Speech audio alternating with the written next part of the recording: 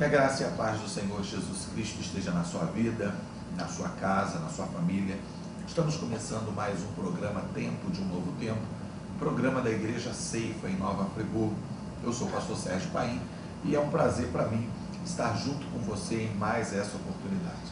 No programa de hoje, nós vamos fazer uma rápida visita à Igreja da Natividade em Belém, Betsalém, ou como nós conhecemos, Belém. E ali em Belém nós vamos até o local localizado, identificado como o da manjedoura, e depois nós vamos estar meditando, voltamos para cá para o estúdio para estarmos meditando numa palavra sobre Belém, sobre o nascimento de Jesus. Quando nós falamos de Belém, obviamente, nós somos levados a pensar no nascimento, porque foi sem dúvida o episódio mais importante da história de Belém. Então, fique conosco, porque eu tenho certeza que você estará sendo abençoado nesse tempo. Os nossos cultos, eles acontecem sempre às terças, quintas e sábados, às 19h30. Às terças é o nosso culto de estudo, às terças, libertação, e aos sábados nós nos reunimos com a juventude da igreja. E aos domingos nos reunimos sempre às 18h30. 18h30 aos domingos. Você é o nosso convidado, vai ser um imenso prazer para nós receber você junto com a sua família. Se você quiser fazer contato conosco, o nosso telefone é o 2523 5563, 2523 5563, e o nosso e-mail, tempodeumnovotempo@hotmail.com. Você pode escrever para nós pelo tempodeumnovotempo@hotmail.com. Então vamos até Belém fazer esse rápido passeio na Igreja da Natividade, e depois nós vamos voltar para meditarmos juntos nessa palavra acerca de Belém. Nós estamos chegando na Igreja de Natividade, é a igreja que eles usam para marcar o lugar do nascimento de Jesus. É claro que isso é tradição, eles não sabem exatamente onde foi o local do nascimento, mas tradicionalmente a Igreja da Natividade foi construída sobre a manjedoura, o lugar onde Jesus teria nascido e ficado os seus primeiros dias de vida. Vamos lá dentro para ver. A entrada na Igreja da Natividade, ela é pequenininha, porque eles fizeram uma entrada pequena exatamente porque na antiguidade se entrava a cavalo para zombar. O guia não deu essa informação, porque ele com certeza é muçulmano, mas quem fazia isso eram os muçulmanos. Eu perguntei para ele, mas por que faz isso? Não, porque entravam a cavalo, coisa nenhuma. É porque eles, para debocharem do cristianismo, e é uma igreja cristã, embora católica, eles entravam a cavalo aqui. Vamos lá. Abaixa bastante. Abaixa a cabecinha. Vamos que o pessoal do grupo tá querendo entrar, gente. Abaixa a cabeça. Aqui dentro, o Marcelo, a igreja tem um formato de cruz. Para lá, a haste vertical, e lá tem a haste horizontal. Você olhando o telhado, tem um formato de cruz.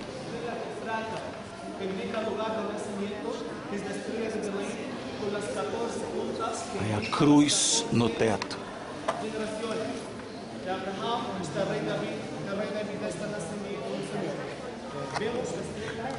E eu passei. Eles tinham que descer mais rápido aí. Eu passei pensando assim, até mais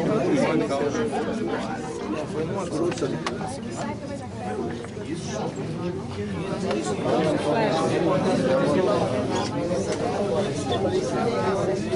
Aí o lugar que marca a manjedoura. Uma foto aqui. Estou agora saindo da cidade de Belém. Aqui tem a barreira policial, porque de lá, na verdade, é uma espécie de imigração, né? Estrutura de imigração. Ali uma placa escrito "Bem-vindo a Jerusalém", e dali para lá já é território israelense. A cidade de Belém, ela é cercada por um muro. É assim que os palestinos entendem. Foram isolados por um muro, cercaram a terra deles por um muro. A justificativa de Israel é o seguinte, que eles cercaram Israel com um muro. Então o muro foi feito no terreno deles, alguma coisa nesse sentido. Essa foi então a nossa visita a Belém, a Igreja da Natividade. Como dissemos, um lugar que serve como referência para o nascimento de Jesus. É óbvio que, como falamos durante a filmagem, aquele é o local que é, pela tradição, identificado como local do nascimento. A única informação que a Bíblia nos traz é que o nascimento foi em Belém e nada mais do que isso. O texto que fala acerca disso é exatamente o texto de Lucas, no capítulo 2, a partir do versículo 1, e nós vamos estar então analisando esse texto, extraindo alguma mensagem a mais, além daquelas que nós vimos aí na rápida filmagem que nós fizemos a Belém. O texto diz assim: e aconteceu naqueles dias que saiu um decreto da parte de César Augusto para que todo mundo se alistasse. Este primeiro alistamento foi feito sendo Quirino presidente da Síria, e todos iam alistar-se, cada um à sua própria cidade. E subiu também José da Galileia, da cidade de Nazaré, à Judéia, a cidade de Davi, chamada Belém, porque era da casa e família de Davi, a fim de alistar-se com Maria, sua esposa, que estava grávida. E aconteceu que, estando eles ali, se cumpriram os dias em que ela havia de dar à luz, e deu à luz um filho primogênito, e envolveu em panos, e deitou numa manjedoura, porque não havia lugar para eles na estalagem. Então esse é o texto bíblico que nos fala acerca do nascimento de Jesus. Essa é, portanto, a narrativa e a única informação que nós temos acerca do nascimento de Jesus ali em Belém. Queridos, a sociedade da época aguardava com uma expectativa muito grande a manifestação do Messias, e isso em função de algumas situações que eles viviam. É interessante lembrarmos que o povo judeu ainda aguarda a manifestação do Messias, porque eles não acreditam que Jesus seja o Messias de Deus, até em função do tipo de expectativa que eles tinham acerca do Messias. E poderemos entender isso comparando ou trazendo algumas informações sobre a sociedade da época, as expectativas, enfim. Então, a primeira colocação que eu gostaria de fazer nesse sentido é que a sociedade antes da manifestação do Messias era uma sociedade que vivia debaixo de um jugo romano muito grande, ou seja, altos impostos, a figura do imperador era uma figura de um homem tirano. Nós temos acompanhado algumas rebeliões no Oriente Médio, no norte da África também, enfim, alguns países muçulmanos onde a população tem dito um basta, tem chegado a um limite acerca da tirania de seus líderes. E o povo de Israel, e não só o povo de Israel, mas todos os povos que viviam como espécie de colônias de Roma, eles viviam um momento que era como se fosse o extremo, o limite da tolerância do jugo romano. O imperador, além de tudo, ele exigia alguns tipos de cultos para ele mesmo que eram incompatíveis com a cultura e o culto de Israel. Então isso fazia com que o povo judeu desejasse muito a manifestação do Messias naquele tempo, porque a manifestação do Messias traria a reboque, a libertação de Roma, porque eles esperavam uma espécie de libertação do jugo romano no sentido político. Eles não esperavam um Messias profético, um Messias que traria uma libertação espiritual, mas esperavam uma libertação política. É interessante que até hoje, quando chegamos no Muro das Lamentações em Israel, nós vemos a Cúpula de Omar, a conhecida ou chamada Cúpula Dourada. Para quem não sabe, aquela é uma mesquita muçulmana que está dentro do território judeu, e há uma diversidade de pensamentos e sentimentos acerca daquele domínio muçulmano.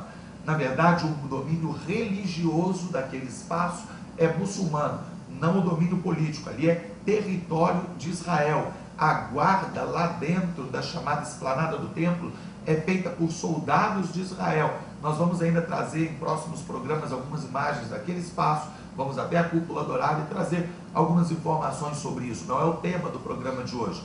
Mas de qualquer forma, algumas pessoas hoje pensam, alguns judeus pensam, que Israel deve simplesmente tomar posse daquilo e entregar o domínio religioso ao seu povo. Outros acreditam que somente na manifestação do Messias, o Messias quando vier, ele fará isso, porque eles não creem que o Messias já chegou, que o Messias já veio, que o Messias é Jesus, e por isso eles ainda aguardam o Messias. Então, as pessoas antes da manifestação do Messias, a sociedade vivia esse tipo de crise. em contraposição, ou nem em contraposição, mas paralelamente a isso, porque era um conjunto de fatores que puxavam uma coisa a outra, uma coisa levava a outra. As pessoas também viviam de uma forma muito, numa realidade muito difícil, em função do domínio romano, em função da situação política que havia ali. As pessoas viviam numa miséria muito grande. Havia pessoas em Israel que passavam necessidade, fome, porque o jugo romano, ou seja, os impostos eram altíssimos, e eles tinham que pagar, além dos impostos legais, ainda havia o tal do por fora, que você provavelmente já ouviu falar, e eu também.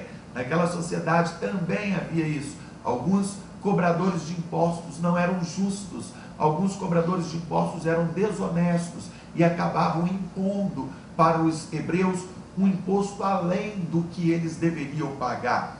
E então havia uma falta de perspectiva da vida, havia uma falta de perspectiva no futuro, e por isso mesmo eles desejavam o Messias, que dentro da visão que eles tinham, traria uma libertação do jugo romano. Obviamente o Messias, quando veio, ele trouxe uma libertação do jugo espiritual. Ele não veio para decretar guerra, para declarar guerra, quem quer que seja no sentido político.